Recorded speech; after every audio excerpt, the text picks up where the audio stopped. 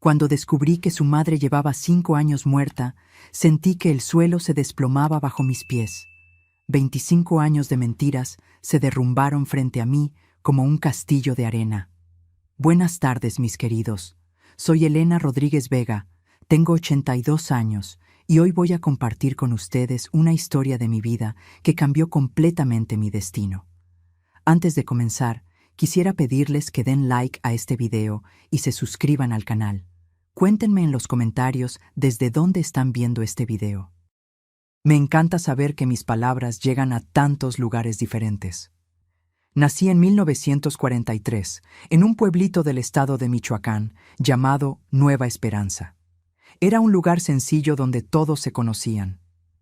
Mi padre era zapatero y mi madre costurera. Crecí viendo a mi madre hacer verdaderas obras de arte con su Singer negra, aquellas máquinas de costura antiguas que funcionaban con pedal. Aprendí a coser temprano. A los 10 años ya hacía pequeños remiendos y a los 15 ya ayudaba a mamá con los vestidos de las muchachas que iban a casarse. Fue precisamente en una de esas pruebas de vestido donde conocí a José Vicente.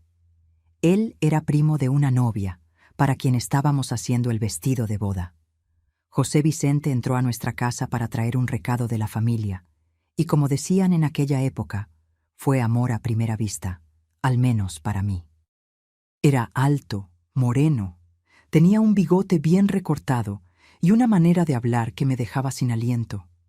Tenía 25 años, trabajaba como contador en el único banco del pueblo y todos lo consideraban un excelente partido.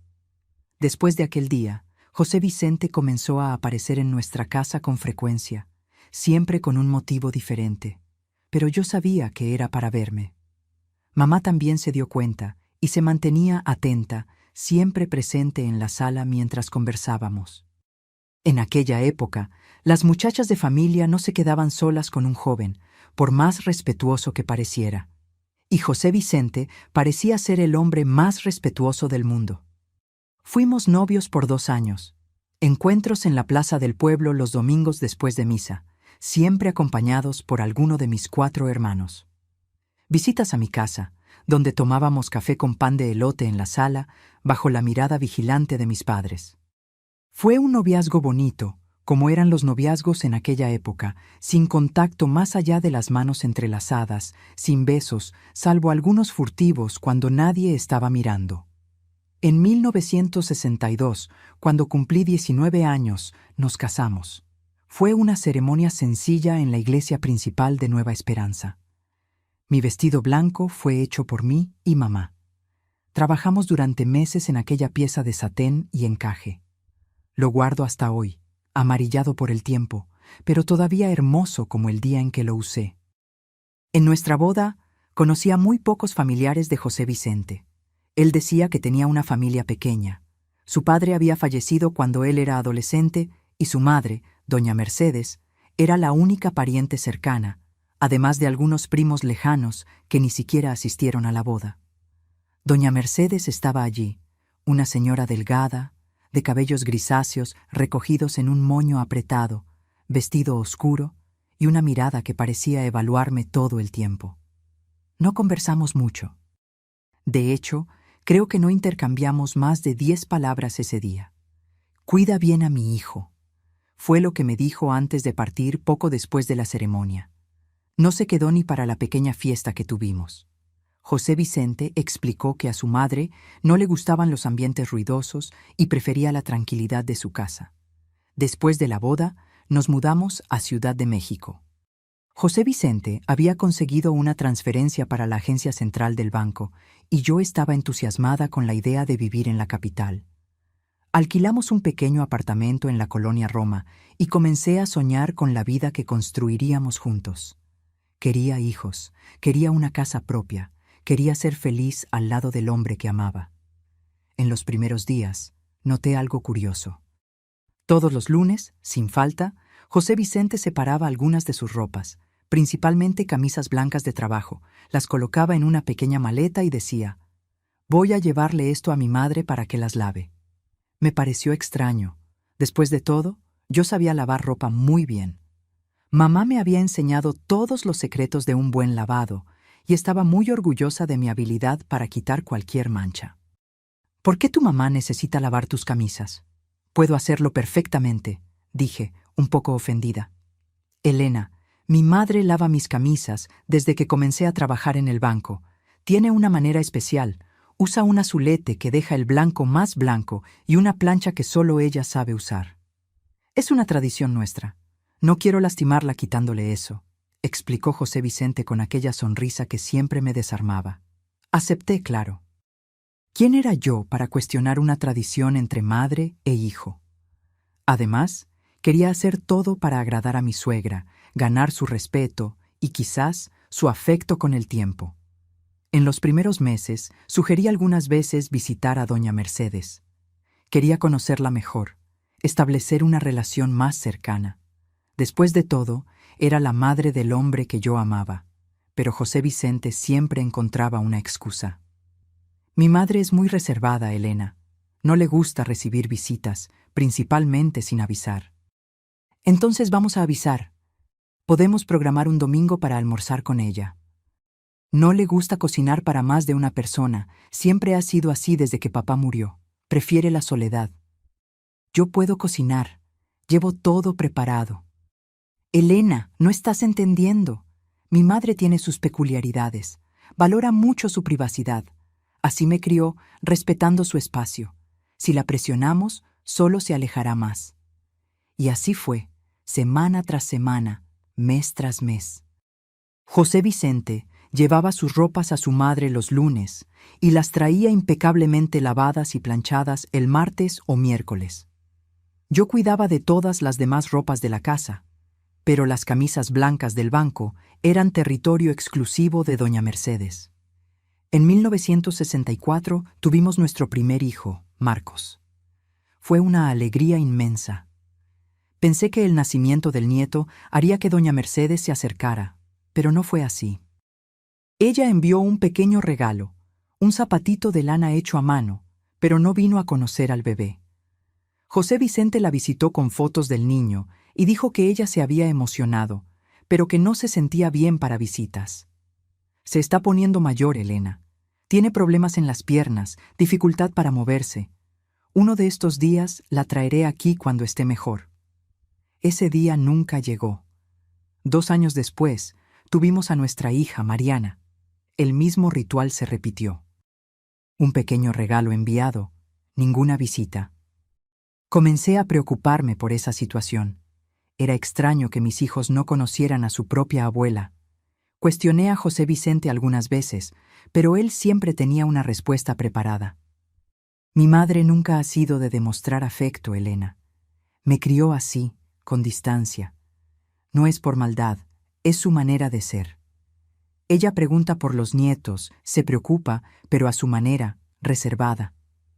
El tiempo fue pasando. Nuestro matrimonio seguía tranquilo. José Vicente era un buen marido, cariñoso, trabajador.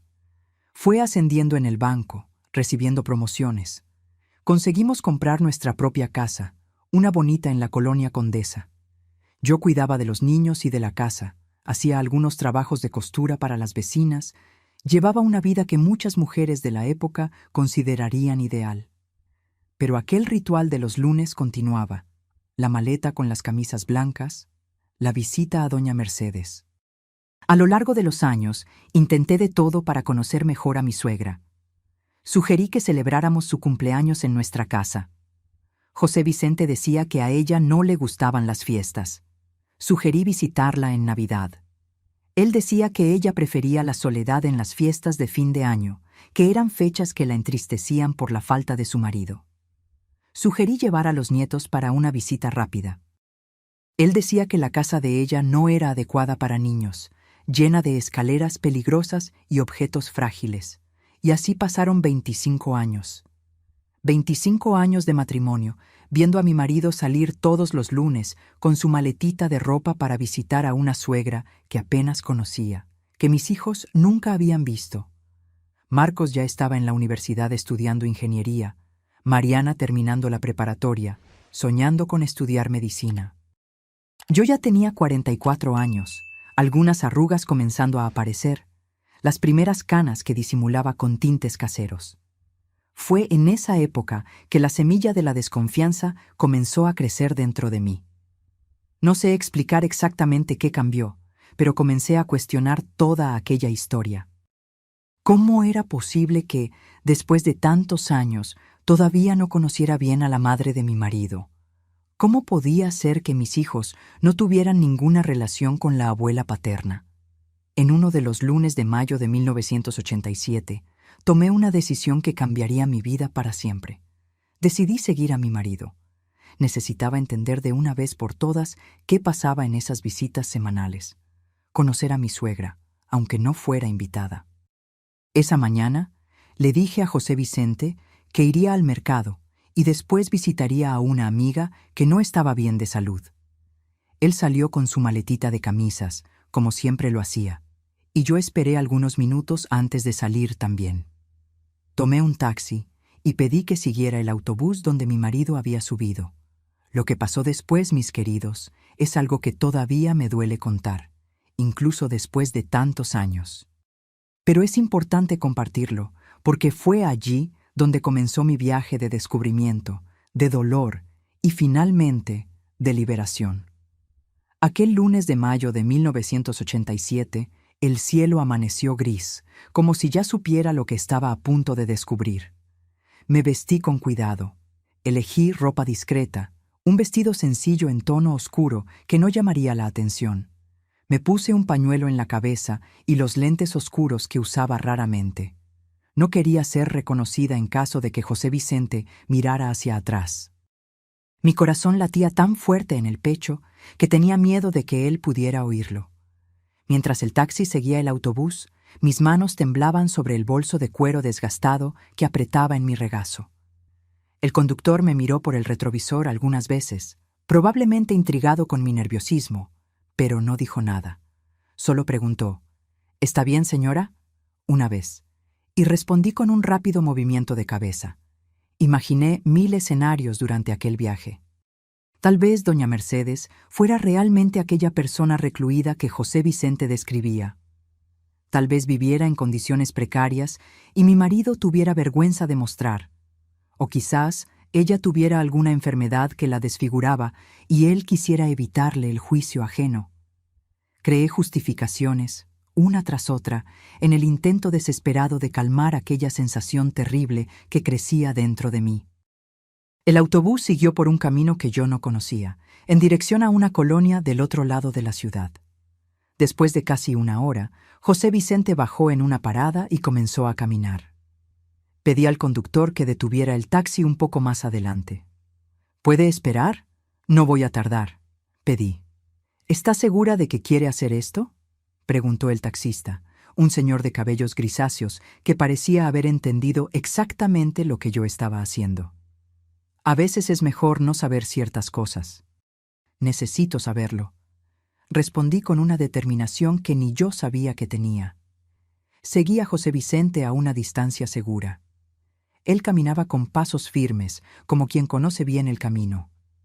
Después de algunas cuadras, entró en una calle arbolada, con casas sencillas, pero bien cuidadas. Se detuvo frente a una casa amarilla de 2 pisos, con una pequeña terraza. Sacó una llave del bolsillo y abrió la puerta como quien llega a casa. Me quedé paralizada en la esquina, escondida detrás de un árbol. Aquello no tenía sentido. José Vicente había dicho que su madre vivía en un pequeño apartamento en el centro, no en una casa de 2 pisos en un barrio residencial. Esperé algunos minutos, reuniendo valor para acercarme. Caminé despacio hasta la casa y con el corazón en la garganta miré por la ventana lateral. La cortina estaba entreabierta, permitiéndome ver parte de la sala. Fue entonces cuando mi mundo se derrumbó. Vi a José Vicente abrazado a una mujer. No era doña Mercedes. No era una señora mayor de cabellos grisáceos. Era una mujer más joven que yo, de cabello negro y largo, usando un vestido floreado.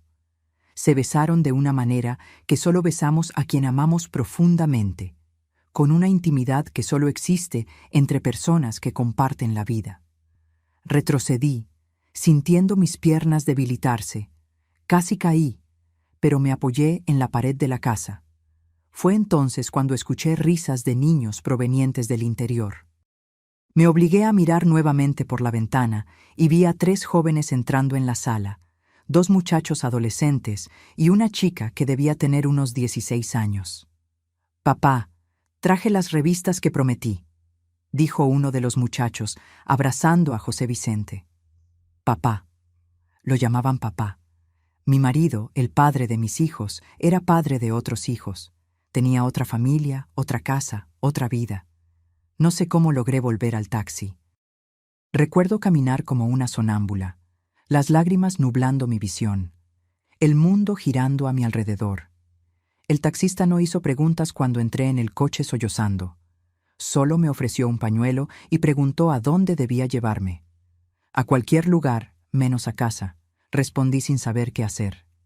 Terminé pidiendo que me dejara en la casa de mi amiga Concepción, la única persona en quien confiaba lo suficiente para compartir aquel terrible descubrimiento. Concepción era viuda. Vivía sola en una casa pequeña, en la misma colonia donde yo vivía. Éramos amigas desde que me mudé a Ciudad de México, y ella siempre había desconfiado de José Vicente y sus historias sobre la madre misteriosa. Cuando llegué a su casa en aquel estado, Concepción no necesitó explicaciones. Abrió la puerta, me llevó adentro y me abrazó fuertemente mientras yo me derrumbaba en lágrimas. Entre sollozos, le conté lo que había descubierto. «Siempre pensé que había algo raro en esa historia», dijo ella, sirviéndome un vaso de agua con azúcar. «¿Un hombre que esconde a la madre de la esposa durante tantos años? Eso nunca me pareció normal». Pasé el resto del día en la casa de Concepción, tratando de entender qué haría a continuación. ¿No podía simplemente volver a casa y confrontar a José Vicente? Todavía no. Necesitaba más respuestas. Concepción sugirió que investigáramos un poco más antes de cualquier confrontación. Si mintió sobre la familia, puede haber mentido sobre la madre también, dijo ella. ¿Sabes dónde debería vivir doña Mercedes, según lo que él te contó? Sí, lo sé. José Vicente siempre mencionó que su madre vivía en un pequeño apartamento en la calle Madero, en el centro de la ciudad. Nunca la dirección exacta, pero podría buscar. Al día siguiente, con Concepción a mi lado, fui hasta la calle Madero. Era una calle comercial, con algunos edificios antiguos de apartamentos en los pisos superiores. Entramos en varios portales, preguntando por doña Mercedes. Nadie la conocía. Estábamos casi desistiendo cuando un señor que barría la acera de un pequeño restaurante nos escuchó preguntar: «¿Doña Mercedes, la madre de José Vicente del Banco?» «Ella vivía en aquel edificio de allí», dijo, señalando un edificio antiguo al otro lado de la calle. «Pero ya hace unos 5 años que murió, pobrecita. Un derrame fulminante se la llevó. 5 años. Doña Mercedes estaba muerta hacía 5 años, y durante todo ese tiempo, José Vicente siguió saliendo con su maletita de ropa todos los lunes, diciendo que iba a visitarla. Quise derrumbarme allí mismo, en medio de la calle. La mentira era aún mayor de lo que imaginaba. No era solo otra familia. Era una vida entera construida sobre mentiras. Concepción me sujetó del brazo, dándome fuerzas para continuar. «¿La conocía?», pregunté al señor, intentando controlar mi voz. «Ah, sí. Venía a almorzar aquí casi todos los días. Era una buena cliente, siempre educada. Se enfermó de la pierna en los últimos años, apenas salía de casa. El hijo venía a visitarla con frecuencia, hasta que un día, bueno, la vida es así». Agradecimos y salimos de allí. Yo caminaba como una autómata, dejando que Concepción me guiara. Mi cabeza hervía. Si doña Mercedes estaba muerta hacía 5 años, ¿a dónde iba José Vicente los lunes antes de descubrir la otra familia? ¿Habría sido así siempre, desde el inicio de nuestro matrimonio? Volvimos a la casa de Concepción e hicimos un plan. Necesitaba descubrir más sobre esa otra familia antes de confrontar a José Vicente. Al día siguiente, volví a aquella calle arbolada, a la casa amarilla. Me quedé observando desde lejos, escondida en una pequeña cafetería del otro lado de la calle. Vi a la mujer salir con la hija menor, ambas con uniforme. La madre probablemente era maestra. Más tarde, los dos muchachos salieron con mochilas escolares. Durante 3 días, hice esa vigilancia dolorosa. Descubrí que la mujer se llamaba Beatriz. Oí a los hijos llamarla por su nombre cuando pasaron cerca de la cafetería. Era maestra en una escuela cercana, por lo que pude entender de las conversaciones que capté. Los hijos se llamaban Roberto, Carlos y Lucía. Roberto, el mayor, parecía tener unos 19 años, la misma edad que mi Marcos. Carlos debía tener 17 y Lucía 16, los mismos intervalos de edad que mis hijos. Eso significaba que aquella familia existía desde antes de mi matrimonio con José Vicente, o comenzó poco después. Él llevaba una vida doble desde el principio: 2 esposas, 2 conjuntos de hijos, 2 casas. ¿Cómo era posible? ¿Cómo logró mantener esta farsa por tanto tiempo? Hice algunas preguntas más en el barrio, fingiendo ser una antigua colega de Beatriz, buscando su dirección. Descubrí que vivían allí desde hacía más de 20 años, que José Vicente era conocido como un buen padre, un buen marido, que visitaba a la familia regularmente, pero viajaba mucho por trabajo, la excusa que daba para sus ausencias. Cada descubrimiento era una puñalada en mi corazón. 25 años de mentiras. 25 años creyendo en un amor que era compartido con otra. Mis hijos, que crecieron admirando al padre, tenían medio hermanos que ni siquiera sabían que existían. Al 4.º día tomé una decisión. Era hora de confrontar a José Vicente. Volví a casa para sorpresa de mis hijos, que estaban preocupados por mi ausencia repentina. Les expliqué que necesité ayudar a Concepción, que no estaba bien de salud. Ellos aceptaron la explicación sin cuestionar mucho. Estaban ocupados con sus propias vidas. Marcos con los estudios de la universidad, Mariana preparándose para el examen de ingreso a la universidad. Esperé a que llegara el próximo lunes. José Vicente preparó su maletita, como siempre hacía. Me besó en la frente antes de salir, como siempre hacía. Voy a visitar a mamá. Vuelvo al final de la tarde, dijo, como siempre decía. Lo dejé salir. Esperé 10 minutos, luego tomé mi bolso y salí también, pero no lo seguí a donde iba. Tomé un autobús directo al centro, a la calle Madero. Necesitaba ver con mis propios ojos el lugar donde doña Mercedes había vivido y muerto. El portero del edificio era un señor simpático que trabajaba allí desde hacía décadas. Cuando pregunté por doña Mercedes, me miró con curiosidad. ¿La señora es pariente? Soy la nuera, respondí, sintiendo un nudo en la garganta. Sus ojos se agrandaron. ¿Nuera? Pero doña Mercedes no tenía nuera. Su hijo nunca se casó, que yo sepa. Aquello fue como un puñetazo en el estómago. ¿Cómo? José Vicente, su hijo, es mi marido. Llevamos casados 25 años. El portero se rascó la cabeza, confundido. ¿José Vicente? No, no. El hijo de doña Mercedes se llamaba Jerónimo. Trabajaba en el banco también, como el padre. Nunca se casó, vivía con la madre. Cuando ella falleció, vendió el apartamento y se mudó. Dijeron que fue al sur, a Oaxaca. Jerónimo, no José Vicente. Mi marido había robado no solo la historia de la madre, sino incluso la identidad de otra persona. El fraude era completo, perfecto en cada detalle.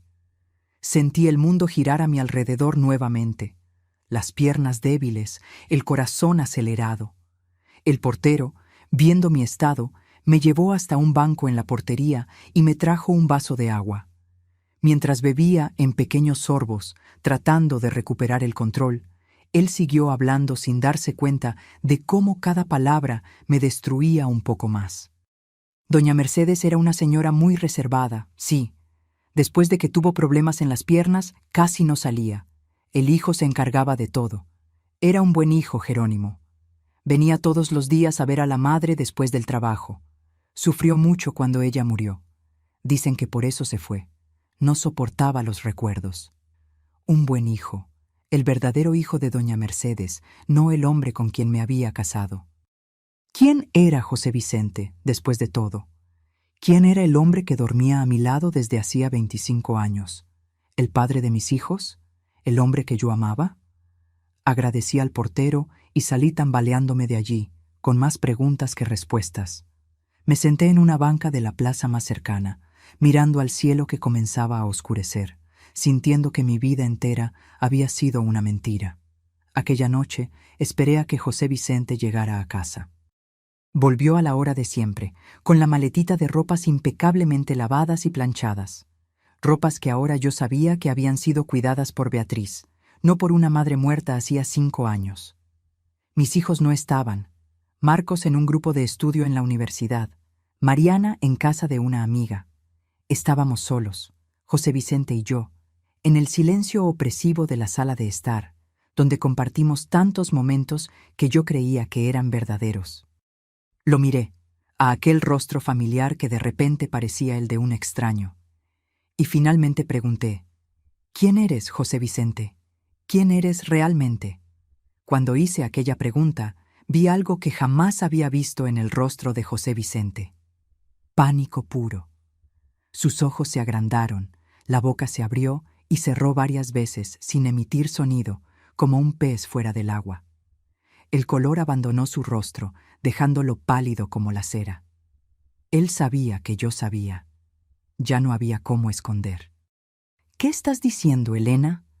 Intentó sonreír, pero su rostro solo consiguió producir una mueca. Sus ojos recorrían la sala, evitando encontrarse con los míos. Mantuve mi voz calma, aunque por dentro estaba destrozada. Tu madre, doña Mercedes, murió hace 5 años. El hijo se llamaba Jerónimo, no José Vicente. Y tú tienes otra familia, en una casa amarilla, con una mujer llamada Beatriz y 3 hijos. Él se derrumbó en el sofá como si sus piernas se hubieran vuelto agua. Cubrió su rostro con las manos, los hombros temblando. Pensé que estaba llorando, pero cuando retiró las manos, su rostro estaba seco, solo asustado, derrotado. ¿Cómo lo descubriste? Fue todo lo que consiguió decir. Aquella pregunta me enfureció más que cualquier otra cosa. No lo siento, o puedo explicarlo, o incluso no es lo que piensas. Solo, ¿cómo lo descubriste? Como si el problema fuera que yo había descubierto la mentira, no que él la hubiera vivido durante 25 años. Te seguí el lunes pasado. Te vi con ellos. Después fui al edificio donde supuestamente vivía tu madre. Hablé con personas que conocieron a la verdadera doña Mercedes y a su hijo Jerónimo. José Vicente se quedó en silencio por un largo tiempo. La sala estaba oscura ahora. Ninguno de nosotros había encendido las luces cuando anocheció. Sentados en la penumbra, 2 extraños que compartieron una cama durante un cuarto de siglo. No entenderías, finalmente dijo. Su voz casi un susurro. Intenta. Intenta hacerme entender cómo pudiste mentirme todos estos años.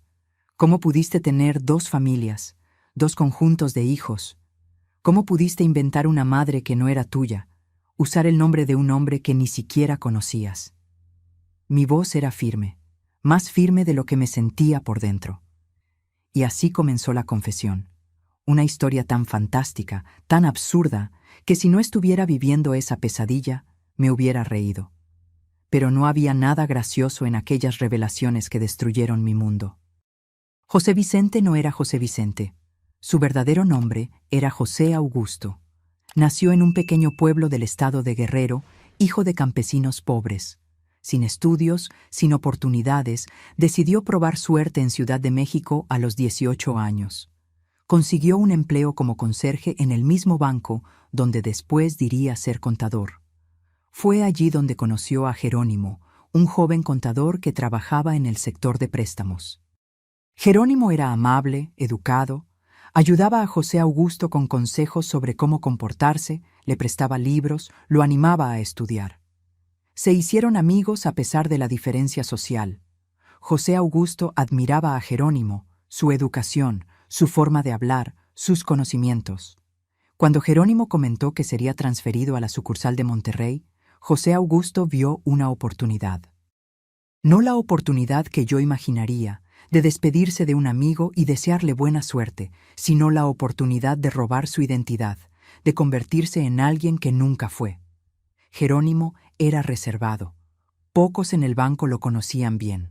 Cuando partió, José Augusto comenzó a presentarse como José Vicente, un nombre que le parecía más sofisticado que el suyo propio. Falsificó documentos, inventó un diploma y gradualmente fue construyendo una nueva identidad. Nadie cuestionó mucho. En la década de 1960, los sistemas eran precarios, las verificaciones casi inexistentes. Quería ser alguien, Elena, explicó en la oscuridad de nuestra sala. Quería respeto, quería oportunidades. Como José Augusto, hijo de campesinos analfabetos, nunca sería nada. Como José Vicente, contador con diploma, las puertas se abrirían y se abrieron. Consiguió un mejor puesto en el banco, aprendió el trabajo en la práctica, observando a los demás. Era inteligente, aprendía rápido. Nadie sospechó. En poco tiempo, la mentira se convirtió en su realidad. En esa misma época, conoció a Beatriz. Ella era maestra de primaria. Venía de una familia sencilla, pero educada. Se enamoraron, comenzaron a salir. José Augusto, ahora firmemente establecido como José Vicente, planeaba casarse con ella, seguir construyendo su nueva vida. Entonces, por casualidad, fue enviado a mi pueblo para abrir una nueva sucursal del banco. Allí me conoció en la prueba de vestido de la prima de Beatriz. Vio en mí, hija de una familia respetada, costurera habilidosa, joven de buena índole, otra oportunidad de ascenso social. No planeé enamorarme de ti, dijo, como si eso fuera un consuelo. Pero sucedió, y no quería perder a Beatriz. Entonces decidí que podría tener a las dos. 2 vidas, 2 esposas, 2 conjuntos de hijos, como en un libro de ficción, excepto que era mi realidad. Mi vida siendo destrozada por cada palabra que salía de la boca de aquel hombre que yo creía conocer. Para mantener la farsa, inventó la historia de la madre recluida. Le dijo a Beatriz que viajaba frecuentemente por trabajo, cuando en realidad estaba conmigo. Me dijo que visitaba a su madre cada semana, cuando en realidad estaba con ella. Se equilibraba entre 2 mundos, 2 identidades, 2 familias que no sabían una de la existencia de la otra. ¿Cómo conseguiste esconder esto por tanto tiempo? ¿Cómo nadie nunca te vio con ella? ¿Cómo lograste mantener la historia de tu madre incluso después de que la verdadera doña Mercedes murió? Preguntaba yo, tratando de entender la magnitud de aquel fraude. Él explicó con una calma perturbadora cómo manejó todo, cómo mantuvo las 2 familias en barrios distantes, cómo creó historias elaboradas para justificar sus ausencias, cómo fabricó una red compleja de mentiras que sostuvieron su castillo de naipes durante 25 largos años. La muerte de doña Mercedes casi lo desenmascaró. Se enteró por casualidad cuando fue al edificio de ella para completar algún detalle de su historia, pero adaptó la mentira, contándole a Beatriz que su madre había muerto, mientras que para mí continuó la farsa de las visitas semanales. ¿Y la ropa? Si tu madre estaba muerta, ¿quién lavaba la ropa que llevabas cada semana? Beatriz, respondió con una voz tan baja que casi no escuché. Siempre fue muy buena en eso. Le decía que era para un compañero de trabajo que vivía solo. Ella tiene buen corazón. Un buen corazón. Mi estómago se revolvía con cada nueva revelación. Mientras yo me preguntaba por qué a mi suegra no le gustaba mi forma de lavar la ropa, era otra mujer, la otra esposa de mi marido, quien las lavaba, sin saber que estaba prestando un servicio a su rival. «Los hijos, ¿saben de mí? ¿Saben de sus medio hermanos?», negó con la cabeza. «Nadie sabe nada, ni de allá ni de acá». Me quedé en silencio, tratando de procesar todo aquello. 25 años de mentiras. Una vida entera construida sobre arenas movedizas. El hombre que yo amaba, que creía que era mi compañero leal, mi puerto seguro, era un fraude completo. Ni siquiera su nombre era verdadero. ¿Por qué me estás contando todo esto ahora? ¿Por qué no sigues mintiendo? Pregunté genuinamente curiosa. Levantó los ojos, encontrando los míos por primera vez desde que comenzó su confesión. Porque ya sabes demasiado. Porque estoy cansado, Elena. Cansado de vivir dos vidas, de recordar qué mentiras le conté a quién, de manejar dos mundos que no pueden encontrarse. Parecía casi aliviado, como si un peso hubiera sido retirado de sus hombros, y eso me enfureció aún más. Mientras mi mundo se derrumbaba, él se sentía más ligero por no tener que cargar más con el peso de sus mentiras. ¿Y ahora? ¿Qué vas a hacer?, pregunté, temiendo la respuesta. No lo sé. Nunca pensé que sería descubierto. Siempre tuve cuidado. Siempre planeé todo. Su voz se perdió en la oscuridad de la sala. ¿Vas a abandonar a Beatriz y los hijos? ¿O vas a abandonarme a mí? ¿O vas a intentar continuar con las dos familias ahora que conozco la verdad? No respondió inmediatamente. Su silencio era ensordecedor. No lo sé, Elena. Necesito tiempo para pensar. Tiempo. Él quería tiempo. Después de robar 25 años de mi vida con sus mentiras, quería aún más tiempo. No, dije, mi voz súbitamente fuerte y clara. Ya no tienes más tiempo, José Augusto, o José Vicente, o quien quiera que seas. Me levanté del sofá, sintiendo una fuerza que no sabía que poseía. Era como si algo se hubiera roto dentro de mí.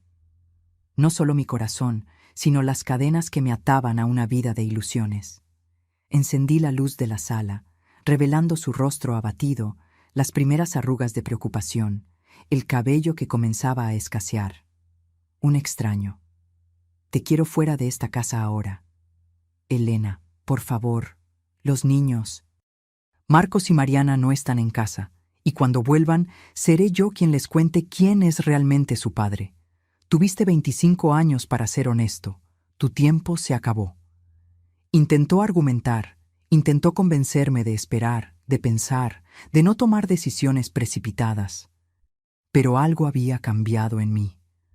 La Elena que aceptaba sus historias sobre la madre misteriosa, que nunca cuestionaba sus ausencias, que confiaba ciegamente en el hombre que llamaba marido. Esa Elena había muerto en aquella sala oscura. Sal ahora. Lleva solo lo que puedas cargar. Mañana, cuando los niños estén en la escuela, puedes volver a buscar el resto de tus cosas. Pero no te quiero durmiendo bajo este techo, ni una noche más. No hubo gritos, no hubo violencia, solo una resolución fría que nos sorprendió a ambos. Él me miró como si viera a una extraña, y era eso en lo que me había convertido, una mujer que él no reconocía porque nunca me había conocido realmente. José Vicente, o José Augusto, el hombre sin nombre verdadero, tomó algunas pertenencias y salió por la puerta principal, sin mirar atrás. No sé a dónde fue esa noche, tal vez a la casa amarilla de Beatriz o a algún hotel para intentar planear su próximo movimiento. No me importaba. Cuando la puerta se cerró tras él, caí de rodillas en el suelo de la sala, finalmente permitiendo que las lágrimas vinieran. Lloré como nunca había llorado en mi vida. Lloré por la joven Elena de 19 años, que se casó llena de sueños. Lloré por mis hijos, que crecieron con un padre que era un espejismo. Lloré por los años perdidos, por los sacrificios hechos, por el amor dado a alguien que no existía. Lloré hasta que no hubo más lágrimas, hasta que el sol comenzó a salir y la luz de la mañana invadió la sala. Entonces me levanté, lavé mi rostro y comencé a pensar en qué diría a mis hijos cuando volvieran a casa. La vida como la conocía había terminado, pero algo nuevo había nacido dentro de mí esa noche. Algo que aún no tenía nombre, pero que me daría fuerzas para los días difíciles que vendrían. El mañana llegó como una intrusa, iluminando una sala que todavía guardaba los ecos de mi dolor. Me senté a la mesa de la cocina, las manos temblorosas, sosteniendo una taza de café que se enfriaba sin ser tocado. ¿Cómo explicar a mis hijos que su padre no era quien decía ser? ¿Cómo desmontar 25 años de recuerdos falsos sin destruir el suelo bajo sus pies? Oí la llave girando en la puerta. Era Marcos, volviendo de su grupo de estudios. Siempre pasaba la noche en casa de un compañero cuando las reuniones terminaban tarde. Mi hijo entró sonriendo, la mochila pesada en la espalda, los ojos brillantes de la juventud que aún no ha conocido la traición. Al verme sentada allí, con los ojos hinchados y el rostro pálido, su sonrisa desapareció. «Mamá, ¿qué pasó? ¿Dónde está papá?». La pregunta, tan simple, abrió nuevamente las compuertas de mis lágrimas. Marcos soltó la mochila en el suelo y corrió hacia mí, arrodillándose a mi lado, tomando mis manos entre las suyas. Manos de hombre ahora, ya no de niño. Manos que se parecían a las del padre, el padre que no era quien pensábamos. Tu padre ya no va a vivir aquí con nosotros, hijo». Las palabras sonaron extrañas, como si fueran dichas por otra persona. Marcos me miraba confundido, sin entender. ¿Cómo podría? A sus ojos éramos la familia perfecta. Padres amorosos, hermanos unidos, una casa confortable, un futuro prometedor por delante. «No entiendo, mamá. ¿Discutieron? ¿Qué pasó?». Respiré profundo. No había manera suave de decir aquello. No había palabras que pudieran amortiguar el golpe. Descubrí que tu padre tiene otra familia, otra casa, otra esposa, otros hijos. Desde hace más de 20 años. El rostro de Marcos pasó por tantas emociones que apenas podía seguirlas. Shock, confusión, incredulidad, ira. Soltó mis manos y se levantó, pasando los dedos por el cabello en un gesto tan parecido al de José Vicente, que dolió verlo. «Eso no puede ser verdad. Papá jamás haría algo así». «Yo también pensaba así, hijo, pero es verdad. Él confesó todo anoche». Y entonces conté, no todo, no los detalles más crueles, pero lo suficiente para que Marcos entendiera la magnitud de la traición. Conté sobre la otra familia, sobre la madre que no existía, sobre los lunes de mentiras. Mientras hablaba, veía su rostro joven envejecer ante mis ojos. ¿Esos otros hijos tienen nuestra edad?», preguntó él, la voz ronca. «Sí, el mayor tiene tu edad. Después hay uno de 17 años y una chica de 16. Mis hermanos». La palabra salió como un suspiro doloroso. «Tengo hermanos que nunca conocí». Aquello fue solo el comienzo. Cuando Mariana llegó, algunas horas después, tuvimos que revivir todo nuevamente. Mi hija reaccionó de manera diferente a su hermano, con lágrimas silenciosas que corrían por su rostro mientras me abrazaba fuerte, como si temiera que yo también pudiera desaparecer. Los días que siguieron fueron un borrón de dolor y confusión. José Vicente, o José Augusto, todavía no podía pensar en él por su verdadero nombre, volvió al día siguiente como habíamos acordado para recoger más de sus pertenencias. Marcos se negó a verlo. Se encerró en su habitación, la música alta ahogando cualquier sonido que pudiera venir de la sala. Mariana, siempre la más valiente, confrontó a su padre. «¿Cómo pudiste? ¿Cómo pudiste mentir durante tanto tiempo? Mirarnos a los ojos todos los días, sabiendo que tenías otros hijos esperándote en otra casa». No escuché su respuesta. Me quedé en la cocina fingiendo organizar los armarios, dejando que mi hija tuviera ese momento. Cuando finalmente se fue, cargando 2 maletas grandes, Mariana vino hacia mí, los ojos rojos pero secos. Dice que nos ama, que siempre nos amó de verdad. ¿Y tú qué le dijiste? Que el amor no se construye sobre mentiras y que debería darles a sus otros hijos la oportunidad de conocer la verdad también. Mi hija, apenas 17 años y ya más sabia de lo que yo jamás fui. La abracé fuerte, sintiendo su cuerpo delgado temblar contra el mío. Estábamos todos rotos, todos tratando de entender cómo seguir adelante. Las semanas siguientes fueron de descubrimientos dolorosos. José Vicente no había mentido solo sobre su identidad y su otra familia. Había mentido sobre casi todo. No era contador graduado, como siempre dijo, sino un empleado administrativo del banco que fue aprendiendo en la práctica. Nuestra situación financiera no era tan cómoda como yo pensaba. Había deudas, préstamos hechos para mantener 2 casas, 2 familias. La propia casa donde vivíamos, que yo creía que era nuestra, estaba hipotecada. Descubrí también que Beatriz no sabía nada.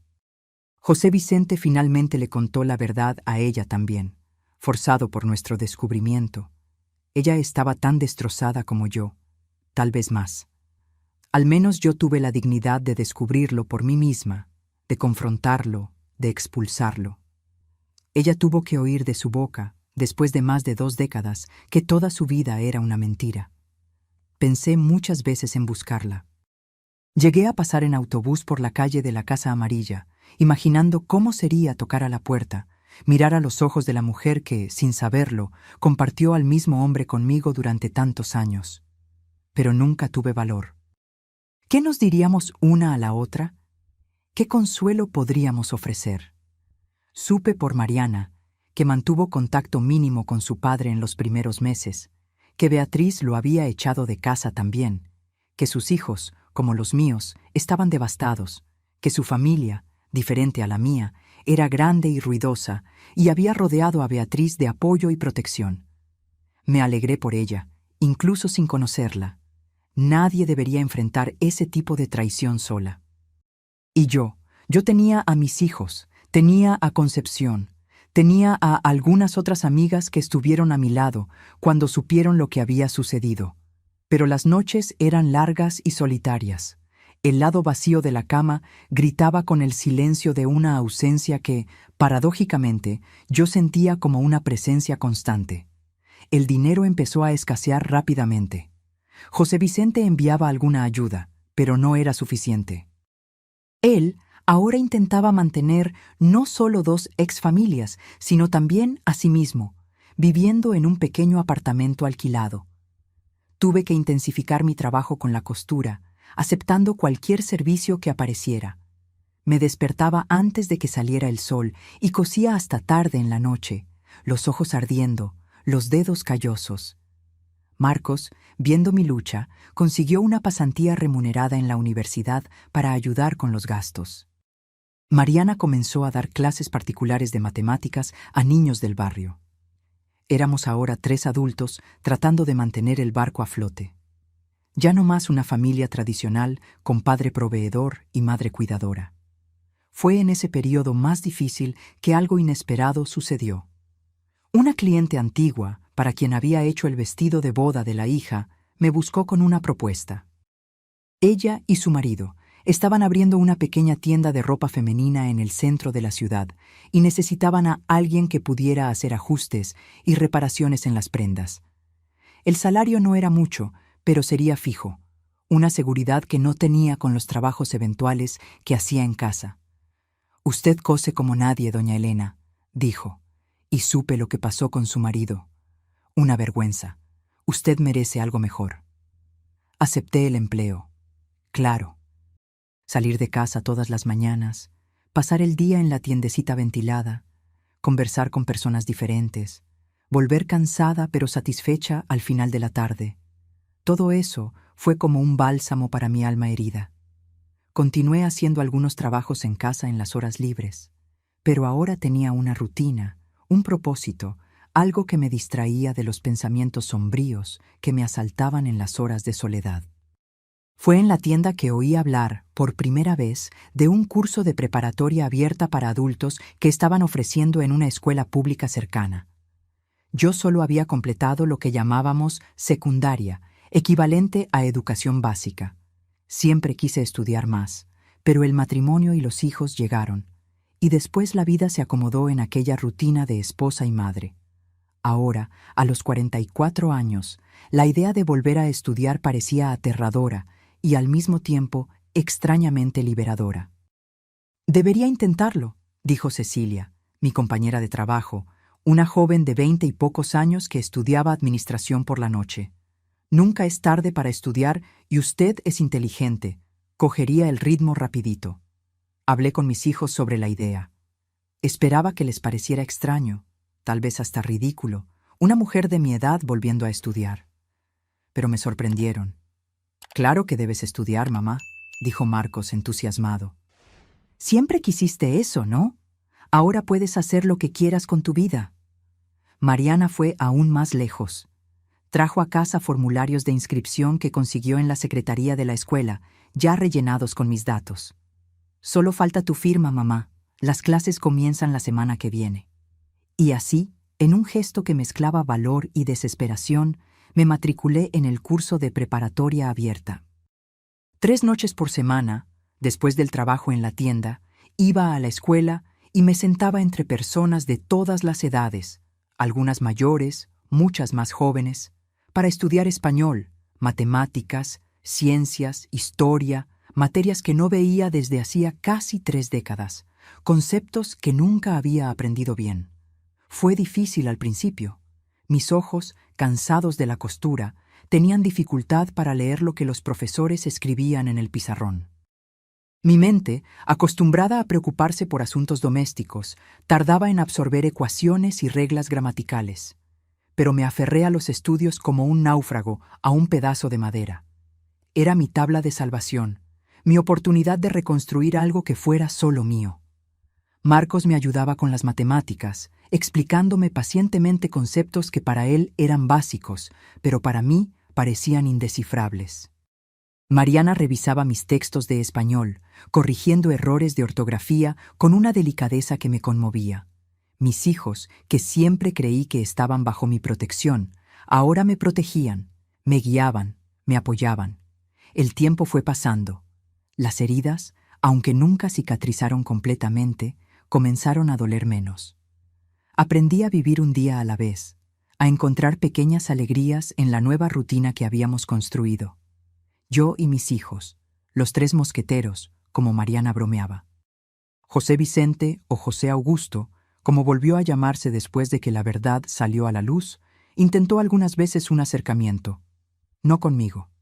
Sabía que esa puerta estaba cerrada para siempre, pero con los hijos. Marcos se negó durante mucho tiempo. La traición del padre había sido para él un golpe devastador en su visión del mundo. Para un joven que se preparaba para entrar en la vida adulta, descubrir que su modelo masculino era un fraude completo sacudió sus estructuras más profundas. Mariana, siempre más conciliadora, aceptó encontrarse con su padre ocasionalmente. Almuerzos rápidos, conversaciones tensas. Volvía de esas reuniones callada, pensativa, pero nunca arrepentida. «Sigue siendo nuestro padre», decía cuando yo preguntaba si todo estaba bien. «No puedo borrar 20 años de recuerdos, incluso sabiendo que fueron construidos sobre mentiras». Y en cuanto a la otra familia, los otros hijos, Roberto, Carlos y Lucía, los mediohermanos que mis hijos nunca habían conocido, esa era una herida que seguía abierta, una pregunta sin respuesta que flotaba sobre nosotros en momentos inesperados. ¿Debían buscarlos? ¿Intentar construir algún tipo de relación? ¿O era mejor dejar esa puerta cerrada, esa parte de la historia sin contar? No tenía respuestas. Nadie las tenía. Todos estábamos improvisando, tratando de encontrar un camino en un mapa que había sido rasgado y remendado, con partes importantes aún faltando. Lo que sabía, con certeza creciente cada día que pasaba, era que la vida continuaba y que yo, Elena Rodríguez Vega, a los 44 años, apenas comenzaba a descubrir quién era realmente, sin las sombras de un matrimonio basado en mentiras para obscurecer mi visión. Era doloroso, era aterrador, pero también era, de una manera que jamás podría haber imaginado, liberador. Al final de aquel año, completé la preparatoria abierta con notas sorprendentemente buenas. Mis hijos organizaron una pequeña fiesta de graduación en casa con pastel y champaña. Concepción vino junto con algunas colegas de la tienda y 2 o 3 profesores que se habían convertido en amigos durante el curso. Era una reunión modesta, nada comparada con las grandes fiestas de graduación tradicionales, pero para mí significó el mundo. Cuando todos ya se habían ido y solo quedábamos nosotros 3, yo, Marcos y Mariana, en la sala decorada con globos improvisados, mi hija me entregó un pequeño paquete. «Es un regalo de graduación, mamá, de parte de los 2». Abrí el paquete con cuidado. Dentro había un formulario de inscripción para el examen de ingreso a la Universidad Nacional. Miré a mis hijos sin entender. «Es para ti, mamá», explicó Marcos, «para la carrera de pedagogía. Siempre dijiste que querías ser maestra cuando eras joven, ¿no? Nunca es tarde para realizar sueños». Miré el formulario, los rostros sonrientes de mis hijos, la sala sencilla pero acogedora de nuestra casa, la casa que casi perdí, la vida que casi se derrumbó, los sueños que fueron enterrados durante tantos años bajo el peso de un matrimonio falso. «No sé si puedo», susurré, las lágrimas empañando mi visión. «Tengo 45 años. La universidad es para jóvenes como ustedes». «Tú me enseñaste que nunca debemos renunciar a nuestros sueños», dijo Mariana sosteniendo mi mano. «Ahora es hora de seguir tu propio consejo». Y así, temblando de miedo, pero también de esperanza, rellené aquel formulario. Era el primer paso de un viaje que ni siquiera sabía que estaba a punto de comenzar. Un viaje que me llevaría mucho más allá del dolor de la traición, a un lugar de fuerza y propósito que jamás imaginé encontrar. Cuando pisé el campus de la Universidad Nacional por primera vez, me sentí como una intrusa.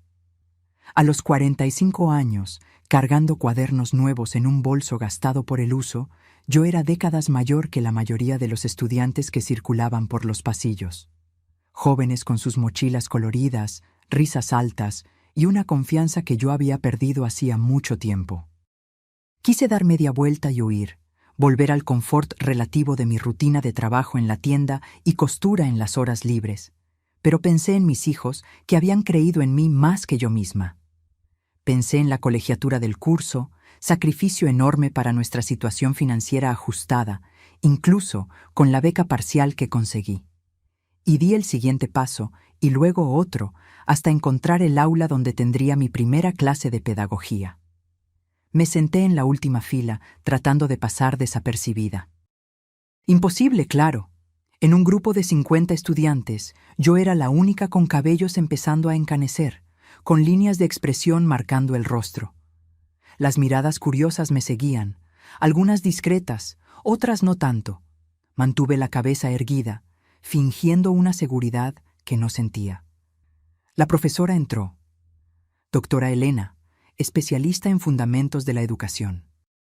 Parecía tener unos 60 años, cabello completamente blanco, recogido en un moño sencillo, gafas de montura roja que contrastaban con su rostro serio. Comenzó la clase con una pregunta simple que lo cambió todo para mí. ¿Por qué quieren ser educadores? ¿Qué los trajo hasta aquí? Los alumnos comenzaron a responder uno a uno. Muchos hablaron sobre el deseo de transformar vidas, sobre el amor por el conocimiento, sobre la influencia de antiguos profesores. Respuestas bonitas, idealistas, propias de la juventud que todavía no ha enfrentado las durezas de la vida. Cuando llegó mi turno, dudé. ¿Qué decir? ¿Que estaba allí porque mi matrimonio de 25 años había sido una mentira? ¿Que necesitaba reconstruir mi vida después de descubrir que mi marido tenía otra familia? ¿Que quería probar a mí misma que aún podía soñar, incluso después de todo? Estoy aquí, dije finalmente, porque creo que nunca es tarde para empezar de nuevo, para transformar el dolor en propósito. Y porque después de criar a mis 2 hijos, quiero ayudar a otros niños a encontrar su camino, incluso cuando el mundo parece derrumbarse a su alrededor. La profesora Elena me miró por un largo momento, sus ojos penetrantes detrás de las gafas rojas. Luego sonrió, como si hubiera encontrado algo que buscaba. «Eso», dijo ella, «es exactamente lo que hace un verdadero educador». Aquel momento tan simple fue como una bendición, una confirmación de que estaba en el lugar correcto, en el momento correcto, a pesar de todas las circunstancias que me llevaron hasta allí. Los primeros meses en la facultad fueron los más difíciles. Adaptarme al ritmo de los estudios, a las nuevas tecnologías, las computadoras eran un misterio para mí, al lenguaje académico tan diferente de mi español cotidiano. Muchas noches lloré en silencio después de que Marcos y Mariana ya se habían acostado, sintiéndome inadecuada, tonta por creer que podría competir con jóvenes de 18, 19 años, cuyas mentes todavía eran esponjas ávidas de conocimiento. Pero algo curioso comenzó a suceder. Mi experiencia de vida, que yo pensaba que era una desventaja, se reveló una fuente inesperada de sabiduría. En las discusiones sobre desarrollo infantil, yo tenía ejemplos reales de mis propios hijos. En las clases sobre dinámica familiar, mi historia personal, que eventualmente compartí con algunos colegas más cercanos, ofrecía perspectivas que ningún libro podría dar. Los profesores lo notaron. Algunos comenzaron a valorar mis contribuciones, a pedir mi opinión, a usar mis ejemplos para ilustrar conceptos teóricos. Los compañeros, inicialmente distantes, comenzaron a acercarse, primero por curiosidad, después por genuino interés y finalmente por respeto. Se formó un pequeño grupo de estudio a mi alrededor. Yo ayudaba a los más jóvenes con ejemplos prácticos. Ellos me ayudaban con la teoría, con la tecnología, con las referencias más recientes. Era un intercambio que beneficiaba a todos. En ese periodo, mi vida personal también pasaba por transformaciones. Marcos se graduó en ingeniería y consiguió un buen empleo en una constructora. Mariana entró a la Facultad de Medicina, realizando su sueño de infancia. Nuestra situación financiera mejoró gradualmente. No éramos ricos, jamás lo seríamos. Pero ya no pasábamos las aflicciones de los primeros meses después de la separación. José Augusto, nunca más conseguí llamarlo José Vicente. El nombre era parte de la mentira. Seguía presente en la vida de los hijos de forma limitada. Con el tiempo, Marcos suavizó su postura y aceptó encontrarse con su padre ocasionalmente. Las heridas no cicatrizaron completamente, pero el odio inicial dio lugar a una aceptación melancólica. «Es imperfecto, mamá», me dijo Marcos cierta vez, «pero sigue siendo mi padre y está tratando de arreglar lo que puede, aún sabiendo que algunas cosas jamás serán como antes». En cuanto a mí, mantenía distancia. No había odio. Me sorprendió descubrir cómo el tiempo diluyó esa emoción tan corrosiva, pero tampoco había perdón. Solo una comprensión silenciosa de que algunas rupturas son irreparables, algunos caminos son de una sola vía. Supe, a través de los hijos, que José Augusto se había jubilado del banco y abierto una pequeña papelería, que vivía solo, sin involucrarse con otras mujeres, que Beatriz, la otra esposa que él mantuvo en secreto durante tantos años, se había mudado a Monterrey con los hijos menores, comenzando una nueva vida lejos de los recuerdos, que Roberto, el hijo mayor de ella, se había casado y permanecido en Ciudad de México, manteniendo un contacto mínimo con el padre. Eran informaciones que yo absorbía sin comentar, piezas de un rompecabezas que ya no era mío, pero que de alguna forma todavía componían el escenario de mi vida. En mi tercer año de universidad, la profesora Elena me invitó a un proyecto especial. Ella coordinaba un programa de apoyo a mujeres en situación de vulnerabilidad, muchas de ellas víctimas de violencia doméstica, abandono o traición, y necesitaba a alguien que pudiera dar clases de alfabetización a adultas.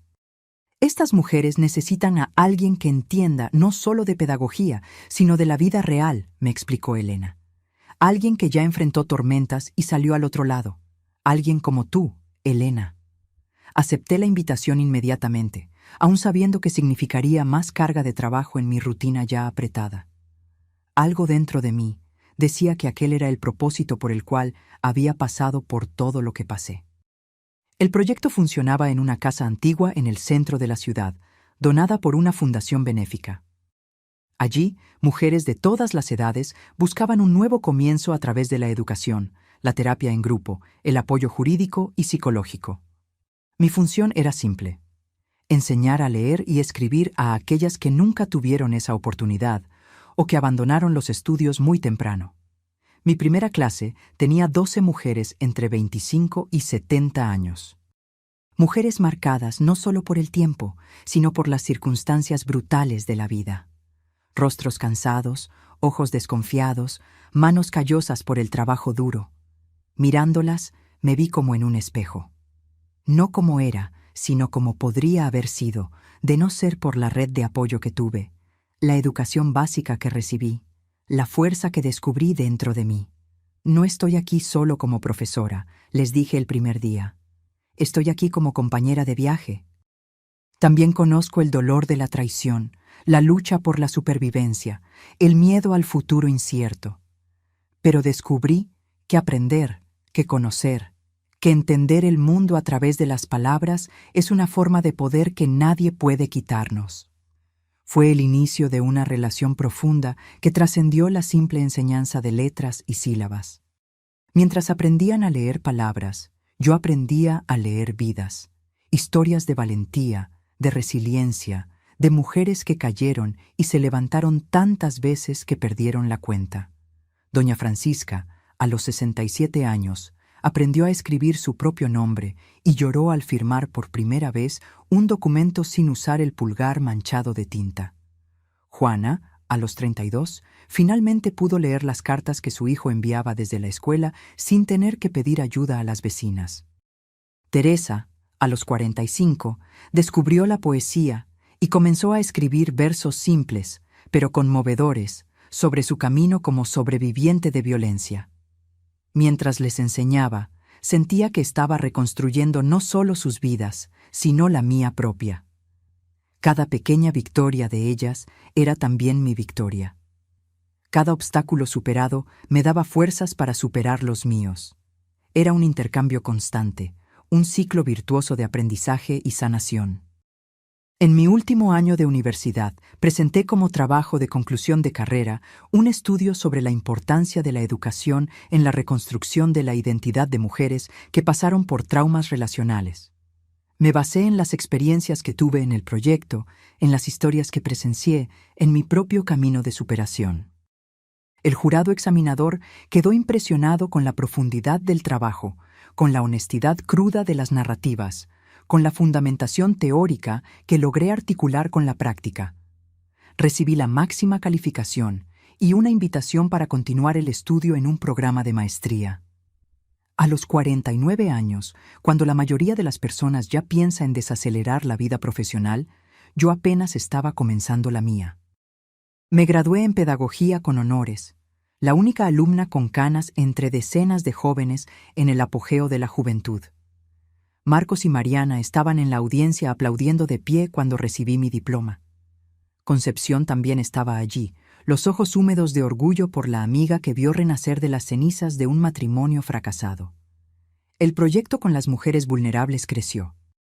De una pequeña sala con 12 alumnas, pasamos a ocupar todo el segundo piso de la casa, atendiendo a más de 50 mujeres en diferentes etapas de alfabetización y educación básica. Elena me invitó a ser coordinadora pedagógica, función que acepté con humildad y determinación. Creamos también un grupo de apoyo específico para mujeres que, como yo, habían descubierto infidelidades prolongadas o vidas dobles de sus parejas. Era un tipo muy específico de trauma que combinaba el dolor de la traición con el cuestionamiento profundo de la propia realidad. Si él mintió sobre esto, ¿sobre qué más mintió? ¿Qué más no sé? ¿Qué en mi vida es real y qué es fabricación? En ese grupo compartíamos nuestras historias, nuestras estrategias de supervivencia, nuestras pequeñas victorias diarias. No éramos solo víctimas pasivas, éramos sobrevivientes activas, reconstruyendo nuestras vidas ladrillo a ladrillo, palabra a palabra, sueño a sueño. Fue en ese periodo que recibí una llamada inesperada. Era Beatriz, la otra esposa de José Augusto, la mujer de la Casa Amarilla. Había regresado a Ciudad de México para la boda de su hijo Roberto y a través de Marcos pidió mi número de teléfono. «Necesitamos hablar», dijo ella, la voz temblorosa al otro lado de la línea. Después de todos estos años, creo que ha llegado el momento. Nos encontramos en un café neutral en el centro de la ciudad. Reconocí inmediatamente el mismo rostro que vi aquel lunes fatídico, ahora marcado por los años y por los mismos dolores que marcaron el mío. Nos sentamos frente a frente, dos mujeres maduras que compartieron sin saberlo al mismo hombre durante más de 2 décadas. La conversación fue difícil al principio, permeada de silencios incómodos y frases cuidadosamente construidas, pero pronto las barreras cayeron. No éramos rivales, nunca lo fuimos. Éramos víctimas de la misma mentira, participantes involuntarias del mismo engaño. Y más que eso, éramos sobrevivientes, mujeres que reconstruyeron sus vidas después de que el castillo de naipes se derrumbó. Beatriz me contó su versión de la historia. ¿Cómo conoció a José Augusto? Para ella siempre fue ese su nombre, cuando ambos eran jóvenes. ¿Cómo creyó en la historia de los viajes constantes por trabajo? ¿Cómo crió prácticamente sola a 3 hijos, acostumbrada a las ausencias del marido que, irónicamente, estaba con mi familia en los días que faltaba a la suya? ¿Sabes qué es lo más extraño?, dijo ella, revolviendo el café con la cucharilla. A pesar de todo, fue un buen padre. Estaba presente cuando podía, participaba en la vida de los niños. Nunca se perdió una presentación de Lucía en la escuela. ¿Cómo puede alguien vivir así, dividido en dos, sin enloquecer? No tenía respuesta para esa pregunta. Nunca la tuve. Tal vez José Augusto fuera realmente 2 hombres diferentes, el José Vicente que conocí y el José Augusto que Beatriz conoció. Tal vez la mentira fuera tan profunda que él mismo ya no sabía dónde terminaba la verdad y comenzaba la falsedad. Antes de despedirnos, Beatriz tomó mi mano sobre la mesa, un gesto inesperado de intimidad. Gracias por recibirme. Durante todos estos años fuiste un fantasma en mi mente, la otra mujer, la intrusa, la destructora de mi hogar. Pero tú eras solo como yo, una mujer amando al hombre que creía conocer. Salí de aquel encuentro con una extraña sensación de cierre, un capítulo que finalmente se cerraba, una herida antigua que, si no estaba completamente curada, al menos había dejado de sangrar. A los 52 años, publiqué mi primer libro, una colección de historias de mujeres que pasaron por nuestras aulas y grupos de apoyo, entrelazadas con reflexiones pedagógicas y psicológicas sobre la reconstrucción de la identidad femenina después de traumas relacionales. No era un libro académico tradicional, ni un simple conjunto de testimonios. Era un híbrido que reflejaba mi propio viaje. Parte profesora, parte alumna, parte sobreviviente, parte testigo. El libro, para mi sorpresa, repercutió más allá de los círculos académicos. Fui invitada a programas de radio, conferencias en universidades, encuentros con grupos de apoyo en otras ciudades. Mi historia personal, que durante tanto tiempo fue fuente de vergüenza y dolor, se transformó en herramienta de conexión con otras mujeres que pasaban por situaciones similares. Marcos se casó a los 30 años con Ana, una arquitecta que conoció en el trabajo. Mariana se graduó en medicina y se especializó en psiquiatría, inspirada tal vez por las cicatrices emocionales que nuestra familia cargaba. Ambos construyeron vidas sólidas, relaciones honestas, familias basadas en la verdad y el respeto mutuo. Y en cuanto a los otros hijos, los mediohermanos que mis hijos nunca realmente conocieron, Roberto, Carlos y Lucía, hubo algunos encuentros a lo largo de los años, intentos tímidos de establecer algún tipo de conexión. No se convirtieron en una familia unida. Las circunstancias eran demasiado complejas, las heridas demasiado profundas para permitir eso. Pero había un reconocimiento mutuo, un respeto por el dolor compartido, una comprensión silenciosa de que todos fueron víctimas de las decisiones de un hombre que amaron y que los decepcionó. Hoy, a los 82 años, miro hacia atrás y veo un viaje que jamás podría haber imaginado cuando era aquella joven costurera de 19 años, casándose llena de sueños con el hombre que creía conocer. El dolor de la traición, que un día pensé que me destruiría, se convirtió en el catalizador para una vida de propósito y significado. El proyecto con mujeres vulnerables, que comenzó con una pequeña sala de alfabetización, se transformó en una fundación respetada, con programas educativos, psicológicos y de capacitación profesional que ya ha atendido a miles de mujeres. Me jubilé oficialmente hace algunos años, pero todavía aparezco por allí casi todas las semanas para tomar un café con las profesoras más jóvenes, para una charla con antiguas alumnas que vuelven a contar sus historias de éxito. Mi casa ahora es pequeña, pero acogedora, siempre llena de libros, de plantas que cultivo con cariño, de fotografías de mis 5 nietos y 2 bisnietos. Marcos y Mariana vienen a visitarme regularmente, trayendo a los niños, llenando el ambiente de risas y vida. Concepción, mi fiel amiga, partió hace 3 años, pero me dejó la compañía de su gato, un persa perezoso que ahora duerme a mis pies mientras recuerdo esta historia. José Augusto falleció hace una década, a los 85 años, de un derrame como su supuesta madre. Asistí al velorio, no por él, sino por mis hijos, que a pesar de todo, sentían la pérdida del padre. Beatriz también estaba allí, más envejecida de lo que recordaba, pero con una serenidad en la mirada que hablaba de perdón. No olvido, nunca eso, pero sí la aceptación de que el pasado es inmutable y que cargar con rencor solo envenena el alma propia. No sé si algún día logré perdonar completamente a José Augusto, pero sé que no permití que su traición definiera el resto de mi vida. En vez de hundirme en la amargura, elegí emerger más fuerte, más sabia, más compasiva con los dolores ajenos por conocer tan íntimamente el mío propio. Y si hay una lección que aprendí en este largo viaje, es que nuestras mayores heridas pueden convertirse en nuestros mayores dones, que de las cenizas de la decepción pueden hacer un propósito más elevado, que nunca es tarde para empezar de nuevo, para aprender, para crecer, para amar de nuevo, no necesariamente a una nueva pareja, sino a la vida en sí, con todas sus imperfecciones y posibilidades. Y esta, mis queridos, fue mi historia. Un viaje de dolor que se transformó en fortaleza, de mentiras que me llevaron a descubrir verdades más profundas sobre mí misma. Si esta historia tocó tu corazón de alguna forma, te pido que des like al video, te suscribas al canal Diario de la Abuela para acompañar más historias como la mía. Compártela con alguien que tal vez necesite oír que, incluso después de las peores traiciones, es posible reconstruir la vida y encontrar un nuevo propósito. De parte de una señora de 82 años que ha vivido lo suficiente para saber que nuestras cicatrices pueden convertirse en nuestras mayores fortalezas. Muchas gracias por escucharme y no olviden comentar desde dónde están viendo. Me encanta saber que mis palabras alcanzan a personas en tantos lugares diferentes. Hasta el próximo relato, si Dios quiere. Quédense con Dios y recuerden, nunca es tarde para empezar de nuevo.